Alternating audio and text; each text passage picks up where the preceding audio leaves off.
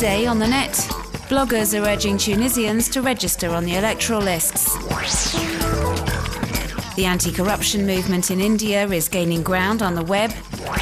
And the current online buzz surrounding Sepak Takraw, a blend of football and volleyball.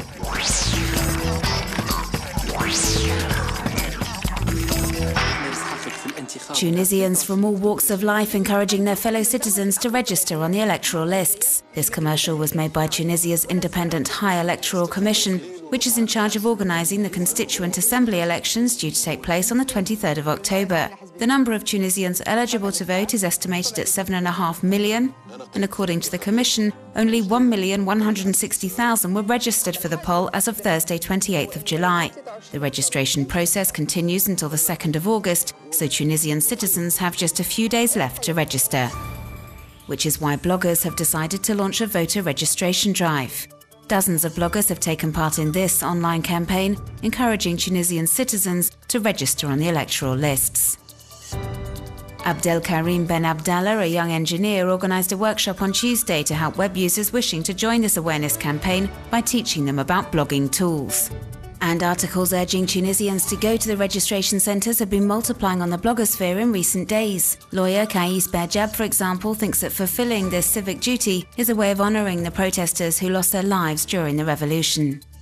Miriam's blog emphasises the importance of these elections for the future of Tunisia and reminds readers that the body chosen in these elections will be responsible for drafting the country's new democratic constitution.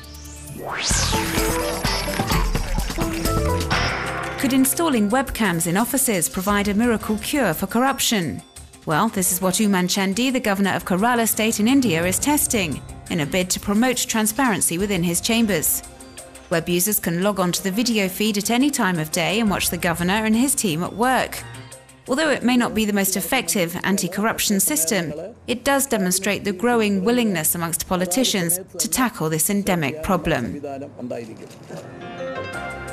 In April, the activist Anna Hazare undertook a hunger strike to denounce the corruption in his country. Thousands of people across India joined his cause and took to the streets and the internet to demand the adoption of the Lokpal Bill, a tough anti-corruption law which is still pending in India 42 years after its introduction and is regularly blocked in Parliament.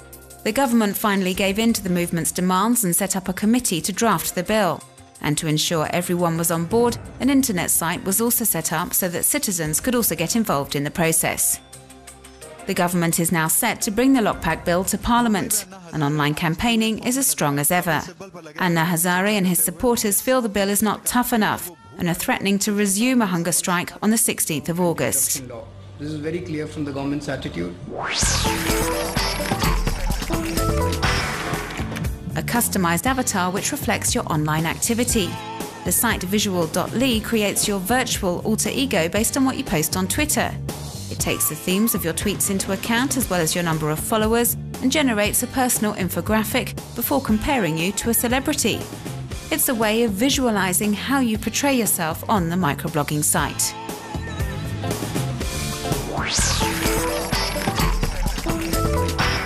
A common problem for web users is losing that interesting piece of information you found online. But with Read It Later, you can save a link and retrieve it later in just one click. It's practical like a bookmark and is presented as a notepad, where you can find all the information you want to hold on to and can even access it when you're offline.